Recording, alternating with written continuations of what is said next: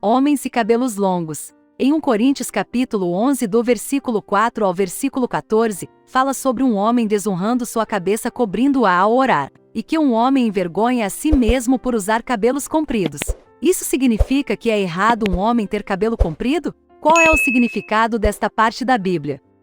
Resposta do pastor Cris. Então vamos direto para o primeiro capítulo 11 de Coríntios. E eu quero ler a partir do versículo 1 para que você possa ter uma boa perspectiva com isso. E eu posso até levá-lo ao capítulo anterior um pouco mais tarde. Tudo bem, de ser meus seguidores assim como eu também sou de Cristo.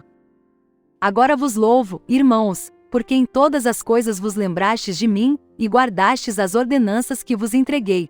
Mas quero que saibais que a cabeça de todo homem é Cristo, e a cabeça da mulher é o homem. E o cabeça de Cristo é Deus. Todo homem que ora ou profetiza com a cabeça coberta desonra sua cabeça. Mas toda mulher que ora ou profetiza com a cabeça descoberta desonra sua cabeça.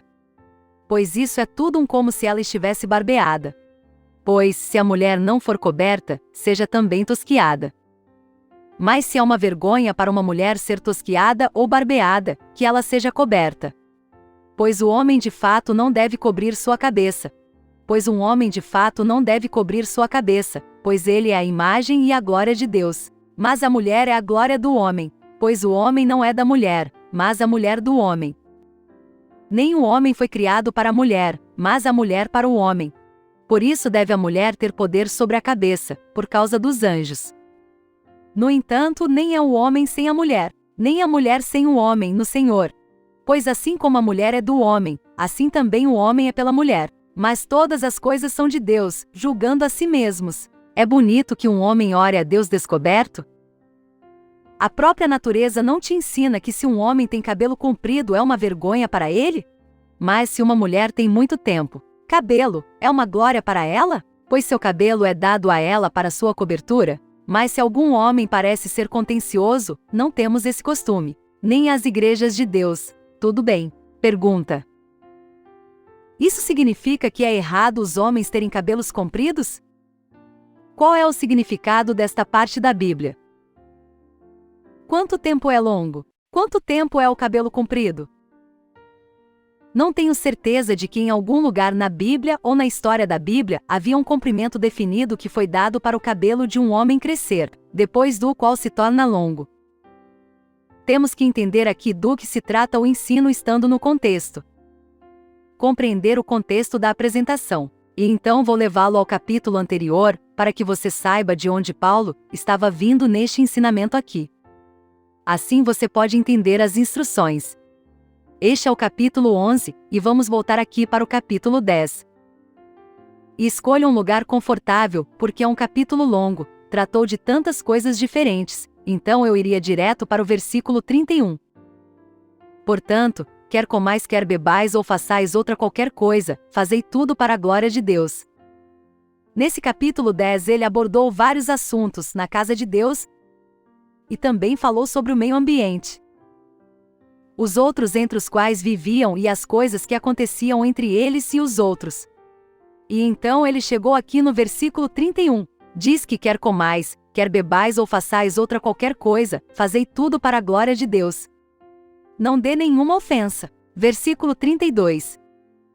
Não ofendas, nem aos judeus nem aos gentios, nem à igreja de Deus.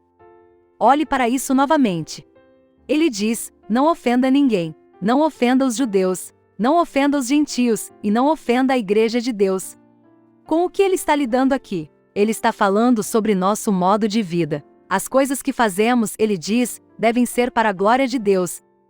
E não devemos nos tornar uma ofensa para os que nos rodeiam, seja o judeu, o gentio ou para a igreja de Deus para esse assunto.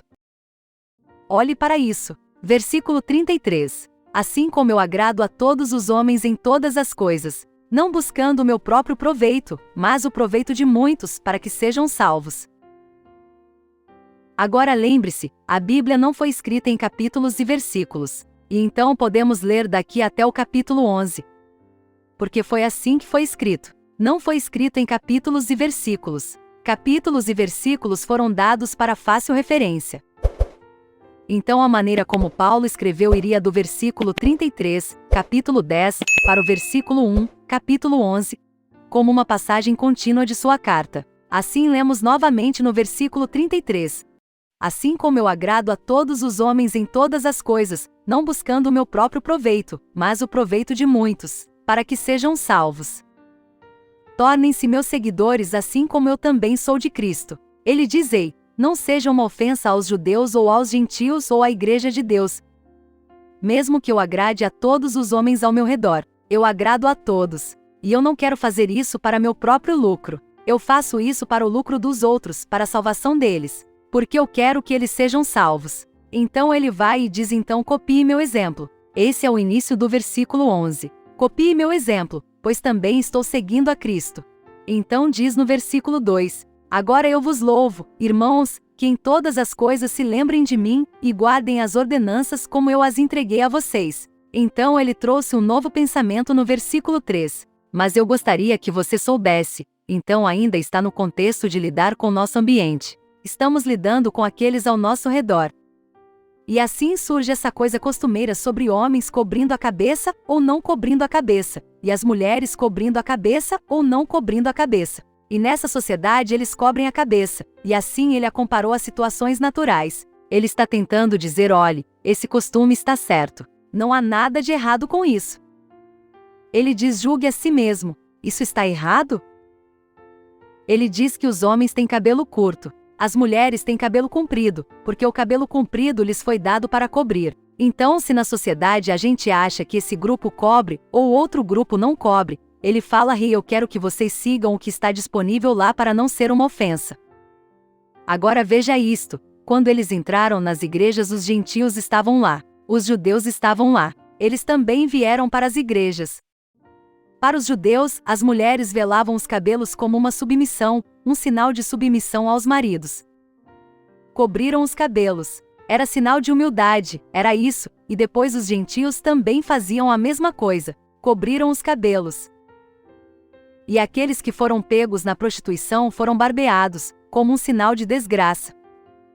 E então aquelas mulheres que eram alodes andavam por aí sem cobrir os cabelos. Então era um sinal de que uma mulher havia sido pega em prostituição, ou era uma prostituta. Se ela foi pega, ela foi raspada. Se ela saía paternalista com aqueles que vinham atrás dela, ela deixava a cabeça como um sinal de que não estava sob nenhum homem. Então Paul disse que se você não vai cobrir, então também se barbeie, porque é a mesma coisa. Se você tem vergonha de se barbear, por que não se cobre? Então ele estava lidando aqui com uma coisa costumeira, e isso é muito importante. Isso é muito importante por causa do que veremos um pouco mais tarde. Então ele estava lidando aqui com uma coisa costumeira, e então ele a relacionou com as circunstâncias naturais, e disse: ei, está tudo bem para um homem orar com a cabeça coberta? Porque ele é a imagem de Deus. Vamos lá. Ele diz aqui no versículo 7.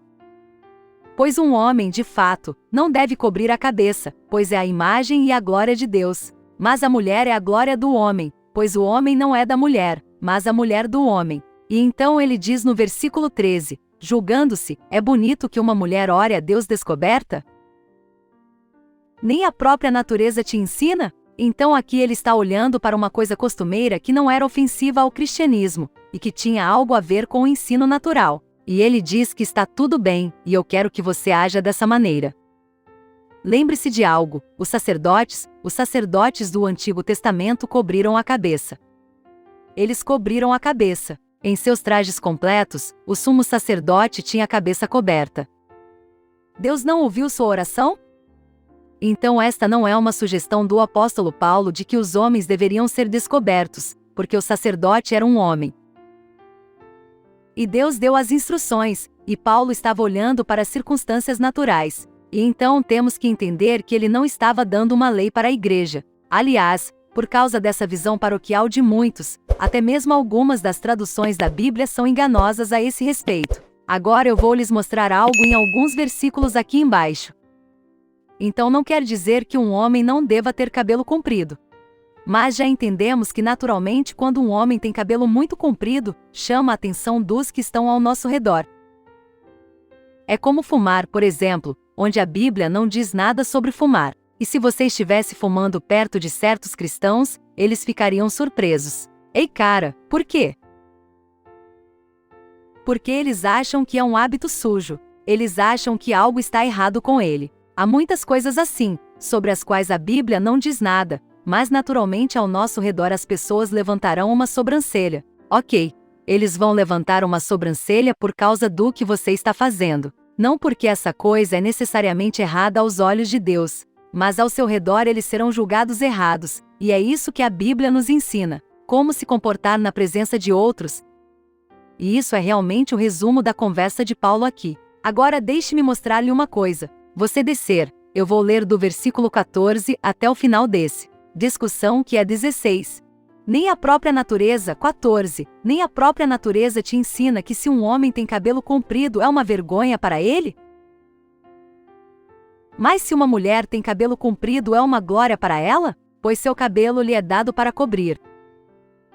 Então você vê, seu cabelo é dado a ela para cobrir. Se seu cabelo é dado a ela para cobrir, por que ela precisa de um véu?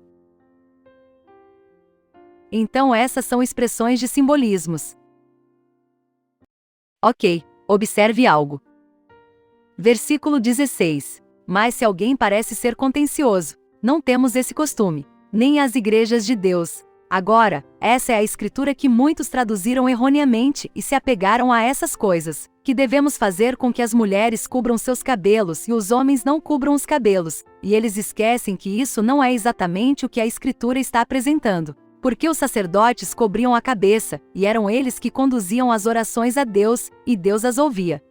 Ele diz, mas se algum homem parece ser contencioso, não temos tal costume nem as igrejas de Deus. Agora, alguns disseram que esta escritura significa que não temos outro costume, exceto este costume de cobrir o cabelo. Não era isso que Paulo estava dizendo.